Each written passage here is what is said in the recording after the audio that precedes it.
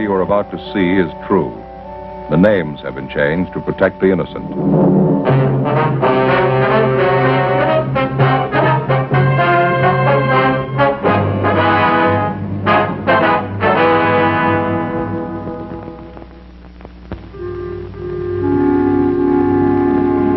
This is the city. Los Angeles, California. I work here. I'm a cop.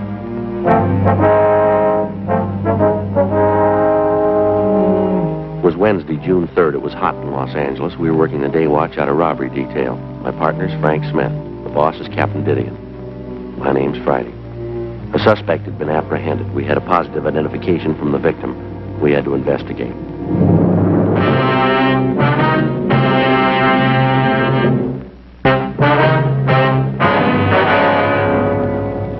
Hi, Joe. Joe. Hi. Hi. Glad you're in early. That stuff is floating all over the squad room. Yeah. Thought for a minute it was Ann's handwriting, but it isn't. Somebody you know? Yeah. You're early. Yeah. I want to go over to Georgia Street and see the doc. What's the matter? I don't know. I couldn't sleep last night. Started getting headaches, ringing in my ears. I don't know what it is. Stay right there. What? Got it in my locker. Fix you right up. What are you talking about? The headaches get worse when you move around, huh? What? When you move around, your head feels worse? Yeah. Feels like it's going to blow up? Yeah. Glad you came to me, Joe. I know what it is. Got the stuff right here.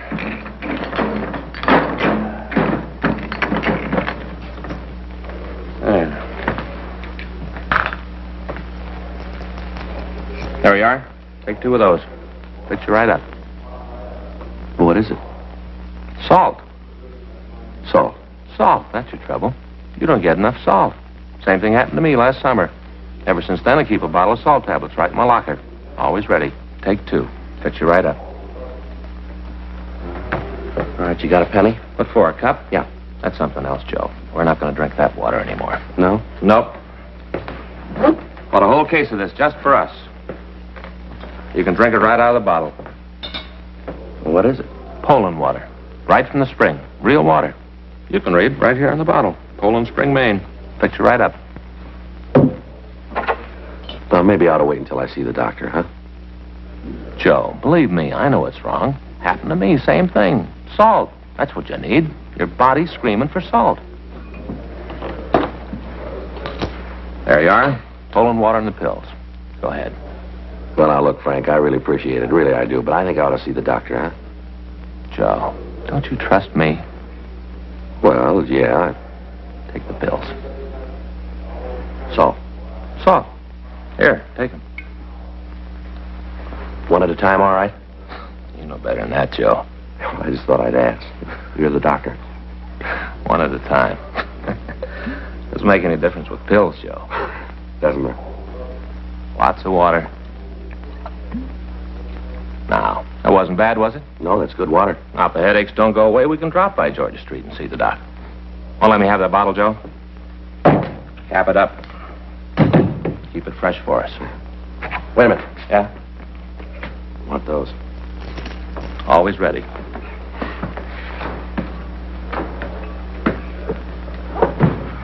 Anything doing? Yeah, I got an arrest report. Got to check the guy out. What do you got on it? Held up a grocery store at 7th and Francis. When'd they pick him up? Last night. Victim saw him on the street, called a radio car. They took him into custody and booked him. Well, we might as well go talk to him, huh? See what he's got to say. Now, look, after we get through, we can drop by the hospital if you still got the headaches. It shouldn't take too long. Yeah? Sure, guy's already confessed.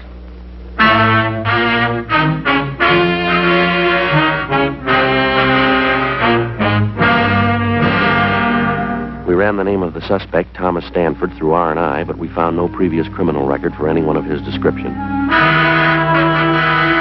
8:20 a.m. We drove over to the main jail. We went up to the 2nd floor and signed in. Stanford was brought from his cell, and Frank and I took him to one of the interview rooms.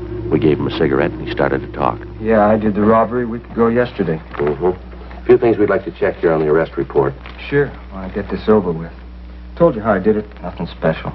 Just held up the store. Your full name is Thomas Arthur Stanford, is that right? Yeah, Thomas Arthur. My friends call me Tom. Yeah. Your home address is 1824 South Mariposa Avenue? Yeah, I live with my father. 1824 4th South Mariposa Avenue, LA 7. What's your father's name? Arthur.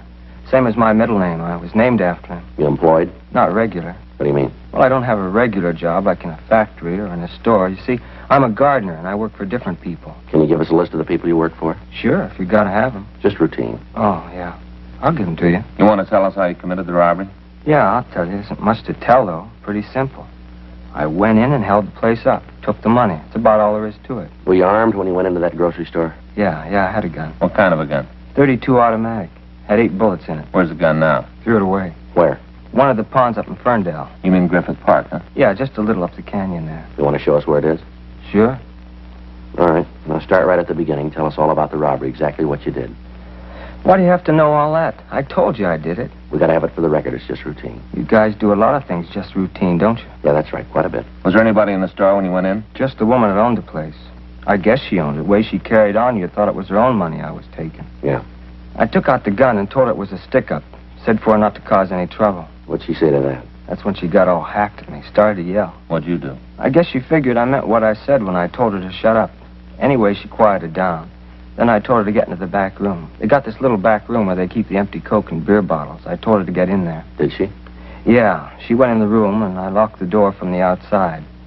Then I went to the cash register, pushed down the no-sale button, and took the money. After that, I left the store. You didn't have the money on you when they picked you up last night. Where is it? It's gone. I spent it. Spent it all? Every last nickel of it. Had myself a ball. You remember where you spent it? Around different places.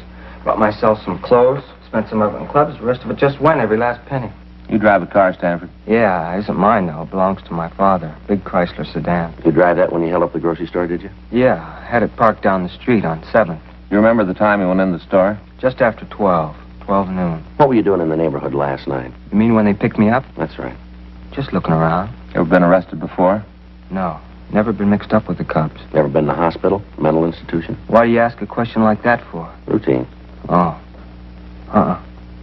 Well, I was in the hospital when I was a kid. I had my tonsils taken out. Don't remember it too well, though. Long time ago. How old are you, Stanford? 25. All these questions you're asking me. I told the cops that picked me up the same things. Why do you gotta ask them again? Can't you just send me to the penitentiary and get it over with? Gotta double-check your story, Stanford. I suppose so. Just seems to me you're going to a lot of trouble you don't have to. I told you I did it. I'm not giving you any trouble. I confessed. Yeah. My father know about this yet? Yeah, he was called. Sure gonna be sore about it. Is that right? You don't know I used his car.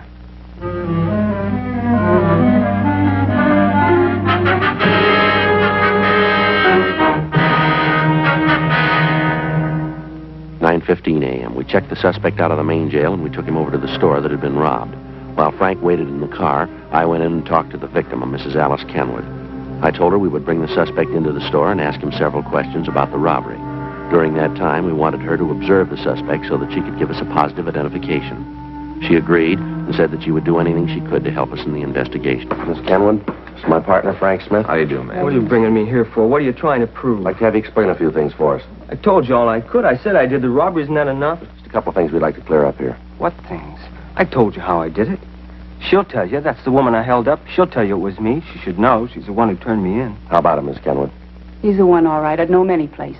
Isn't that enough? What more do you want? I'd like to have you show us how you came into the store, what you did while you were in here. You mean the whole thing? Yeah, from the time you came in the door. All right, if you take these handcuffs off, I'll show You you. can show us with them on. Okay, if it's got to be that way, but it's going to make it tougher. Go ahead. Well, I came in that door there, and I walked over to this counter. She was standing behind You it. mean Miss Kenwood here? Yes, sir. She was standing behind that counter. I walked over to her, showed her the gun, told her it was a stick-up, that I wanted the money. That's right. He pointed the gun at me. Thought he was going to shoot. Go ahead, Stanford. Well, she started to yell. Told me to get out of the store. Certainly, I yelled at him. Think I want anybody coming in here waving a gun around? If my husband was here, he'd show you good. See what I mean? Never saw a woman that can yell so much. Go ahead, Stanford. What'd you do then? When I told her if she didn't keep quiet, I'd have to shoot her. Then I told her to get in the back room. Now, just hold on a minute. He's not only a thief, he's a liar, too. Ma'am? That's not what he did at all. What do you mean, Mrs. Kenwood? He didn't tell me to get into the back room. There ain't any back room. How about that, Stanford? You gonna listen to her? I'm the one who did the robbery, not her. I guess I ought to know what I did. What's this back here, Miss Kenwood? Just a space where I keep empty bottles. It goes right out onto the alley. Uh-huh. You see? That's where I put her. That's where I told her to stay. Now, you said you locked the door, too, didn't you? There's no door there. Well, I got confused. Don't make any difference. I put her back there and told her to stay there until I got out of the store. That's a lie. You did no such thing. You told me to get down on the floor and cover my face. Then you went over to the cash register and you took the money. I didn't move. I didn't want to give you any trouble the way you was waving that gun around. It's a wonder you didn't try to kill me. The way you're yakking it up, I should have All right, done. that's enough. Frank, you want to take him out the car? Yeah, come on. I don't see what you got to go through all this for. I told you I did it. Nobody believes you. Miss Kenwood, Yes, are you sure that's the man that held you up? I said it before. I'm positive. There isn't any doubt in my mind. Now, you heard what he said, how he said he robbed you. Is that the way it happened? Well, everything was the same, except for he said that he put me in back there. That wasn't true. He made me lie down on the floor right there. Told me to stay still for 5 minutes, not to move. He said that if I caused any trouble, he'd come back and shoot me. Yes, ma'am. I think he's crazy. Anybody who'd have a gun and wave it around like that, it's terrible. Wish my husband was here. He'd show that snip. He's in the army, you know, my husband. Mm-hmm. Awful thing, him overseas getting shot at and young punks like that roaming around the streets with guns threatening people. It's a terrible thing. Now, this is pretty important, ma'am. You're sure that's the man who held you up? How many times do I have to say it? I told you it was. He admits it himself. What more do you need? I don't know, ma'am. There's just something that isn't right about the whole thing. Doesn't make any difference. He's the man. There's no mistake about it. You just let me know when you want me in court. I'll be there. I want to see him get what's coming to him, every bit of it. Yes, ma'am, so do we, if he's the right man.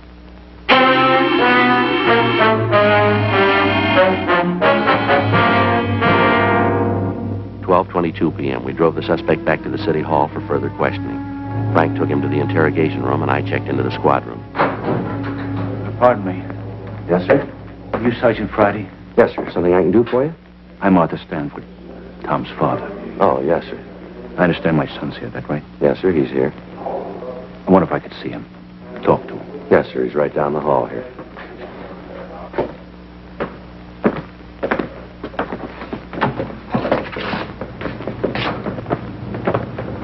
Right down this way, sir. In here. I wonder if I could have a cigarette. Yes, sir, sure.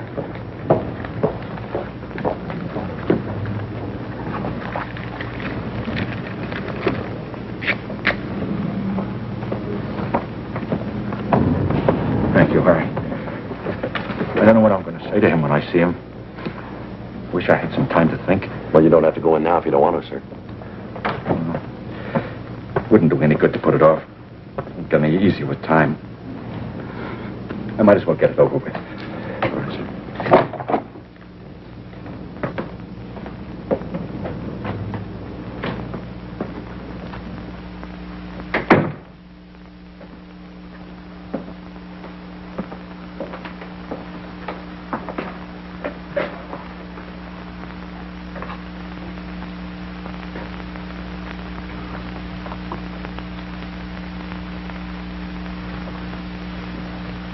Hi, Pop. Why'd you do it, son? I did it because I wanted to. I wanted the money. I don't know any other reason you robbed somebody. I wanted the money, so I did it. You could have come to me. I'd have tried to get the money for you. You know I'd have tried. Where'd you get it? Where'd you get that kind of money? All your life, you've been grubbing for pennies. I don't want small money. I want to be rich, and I will be. All right, take it easy, Stanford. It's all right, Mr. Friday. I understand. You've been saying you understand all my life. I'm getting sick of it. As long as I can remember, you've been telling me to get out and do something on my own. Well, I finally did it, and now you aren't happy with it. You expect me to throw my hat up in the air because you're a thief? Ah, knock it off. I'm tired of you giving me lectures all the time. Talk never stop. All right, that's enough of that, Stanford. You keep out of this, cop. This is a family matter. Don't concern you. Between my father and me. Tell me why. That's all I want. Why? Tell me so I can face the neighbors. So I can tell them you had a reason. Tell him your son's a bum. They know that already, but that's not a reason to steal. It's good enough for me. They're not going to listen to you anyway. They've already made up their minds about me. They did that a long time ago. All right, come on, Stanford, let's go. Back to jail? That's right. Sure. Nothing else left to do here. You don't understand, never did. Let's go. One thing I'd like to ask first. What's that? Gonna be in jail a long time. I have to live while you're gone. That's your worry. It always has been. I want to know what you did with those gardening tools. I'll have to have them to get along. I don't know. I left them someplace. You remember where? I need those tools. Well, I'm not sure. Maybe Mrs. Howard's. Maybe that's where I left them. Oh, over on 12th? Yeah. I did a place last Wednesday. Guess I forgot to pick the stuff up when I left. Must still be there. I'll go over and get them. Just a minute. You said you did some gardening work for this Mrs. Howard last Wednesday. That'd be a week ago yesterday, is that right? That's what I said. Any idea what time you were there? Most of the day. Got there about 10 in the morning. Left about 4 in the afternoon. I was in a hurry to get away. That's why I forgot the tools, I guess. You leave the place at all during the day? No, not until I finished. What are you trying to prove with all these questions? About the robbery, Stanford. Yeah. If you were at the Howard woman's house, how could you have held up that grocery store? Well, it don't make no difference. I don't have to explain it to you. You're wrong there, Stanford. Is that right? Too many things don't add up here. The way you confessed, the differences in your story about the robbery. Now, this thing about you being at the Howard house. I don't know why you're lying about this, Stanford. Yeah? But we're going to find out.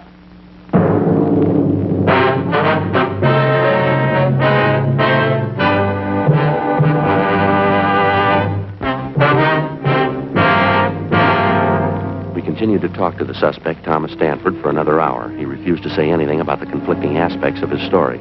His father pleaded with him to tell us the truth, but other than admitting he was responsible for the grocery store robbery, he'd say nothing. We got the address of the house where Stanford said he had left the gardening tools. Yes? Miss Howard? That's right. Did you want something? Police officers, ma'am. We'd like to talk to you. Police? What do you want to see me for? About a man who did some work for you, Thomas Stanford. Oh, yes. Come in, won't you? Thank you. Thank you, ma'am. This is my partner, Frank Smith, Miss Howard. My name's Friday. How do you do, ma'am? Just sit down there. I'm having a late lunch. Can I get you anything? No, thank you, ma'am. You sure you wouldn't like a glass of iced tea? Something like that? No, ma'am. Thanks very much. Do you mind if I go on with my lunch while we talk? I've been eating later since this daylight saving time came in. I just can't get it straight yet. I never could get it straight in time I do. It's over. Yes, ma'am. Now, about this man, Stanford. Oh, Tom. Oh, yes, he's a good gardener. Oh, he does such a good job on the place. You should walk around the grounds. Oh, he does a beautiful job. Yes, ma'am. Could you tell us when he was here last? Well, I'll have to think about that. Now, let's see. It was a week ago yesterday. That's right. Last Wednesday. He comes once a week. He should have been here yesterday. I phoned his house when he didn't show up, but there was no answer. Probably forgot. He's very forgetful, you know. That right? Oh, yes. Take the last time he was here. He forgot all of his tools. He walked right off. He left them on the lawn. Had to take them all back to the garage. Right, left them right out in front of the place. Mm-hmm. I don't know that I should say it, though. What's that, Miss Howard?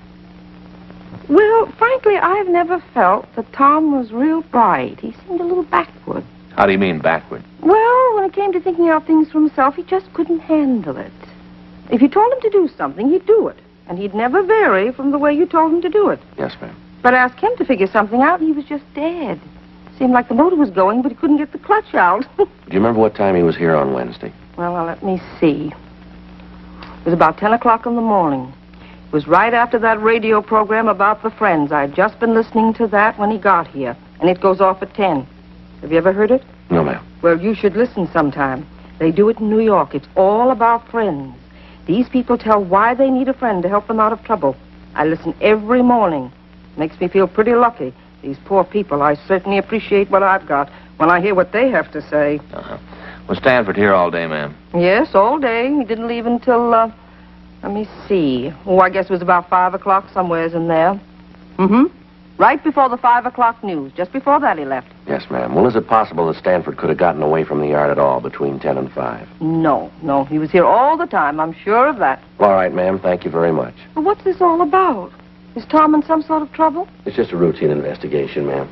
I'm going to give you one of our cards, Mrs. Howard, in case you should think of anything else.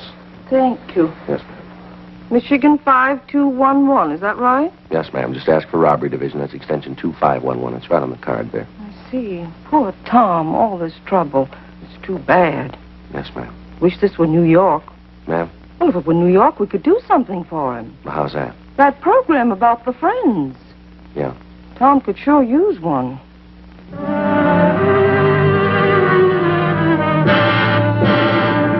We left Mrs. Howard's home and talked to some of the people in the neighborhood. They told us that the Howards were respected people in the community, and some of them verified the fact that Stanford had worked for her almost 2 years. The woman who lived directly across the street from the Howard house said that she'd talked with Stanford on the afternoon of the robbery. She said that she'd asked the suspect about the seeds that he'd used to raise the carnations that were planted along the front of the house. She went on to say that she'd been working in the front yard of her own house all afternoon, and that she'd seen the suspect throughout that time. We drove back to the grocery store and talked with the victim, Mrs. Kenwood. Under questioning, she admitted that she could have made a mistake about the identification, but she said that if she was wrong, the thief could act as a double for Tom Stanford. 10:30 p.m. We drove back to the main jail to talk to the suspect. We took him to the interview room. He was sullen and refused to answer our questions. Stanford? Yeah? I'd like to have you tell us the truth this time. I told you. It isn't my fault if you don't believe me. It isn't my fault. Now, look, Stanford, we talked with Mrs. Howard. She told us that you were working for her all day a week ago Wednesday. So? What's that prove? You admit that's true, then, huh? Sure, it's true. I was working for her. Well, then how could you have gotten to the grocery store and held it up? Stanford? I did it. I haven't got anything more to say. I did the robbery. You read much, Stanford? Yeah, sometimes. What kind of books do you like? Detective stories. Cops and robbers. You played cops and robbers when you were a kid? Sure. Who were you? The robber. Did you pick up tonight's papers? Yeah, I got it. Anything in them about me? I didn't see anything. Must have been something. Some story about me with my name. No, if it was, I didn't see it. Well, maybe it didn't look good. Maybe. There's got to be something. A picture or something. No. Well, let me look. Where'd you leave the papers, Frank? Left them out the desk. Well, get them, will you? Let me look. Sure. Pretty important to you that you're in the papers, isn't it? I just want to see him, that's all. Well, my partner will bring them back. He must have made a mistake. There's something about me. Gotta be. Isn't every day there's a robbery like this? Papers write it up big, wouldn't they? I don't know. Sure they would. There was a story when the place was robbed. Told all about how it was done. Just a little story. But now you've got me, seems like they should have a picture. Here it is. Let's see. Nothing on the first page. The robbery happened a week ago. It's old news. Yeah, but you guys just caught me last night. Nothing there.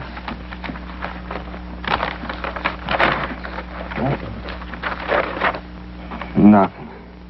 One lousy word. Nothing. Does that make a difference? Sure it does. If there isn't anything in the papers, how are people going to know I did it? How are they going to know? They won't.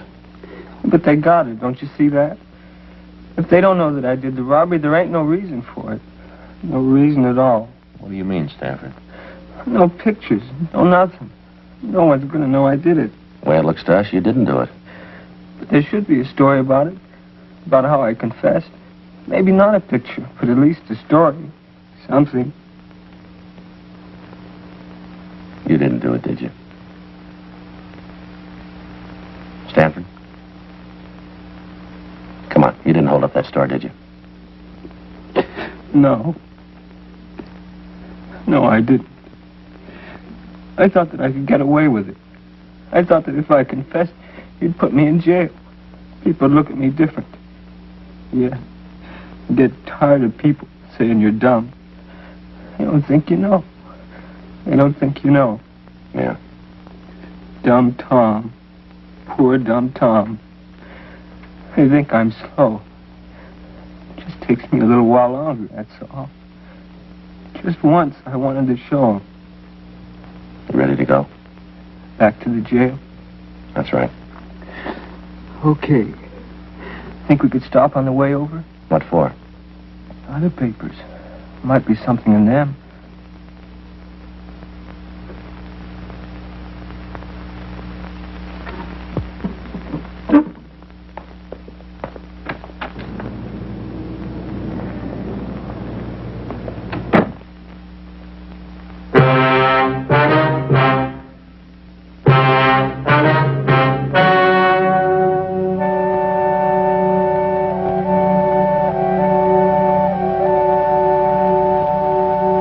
On June 4th, a meeting was held in the District Attorney's Office, City and County of Los Angeles, State of California.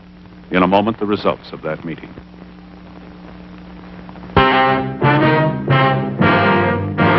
The suspect was examined by 4 psychiatrists appointed by the court and found to be mentally incompetent.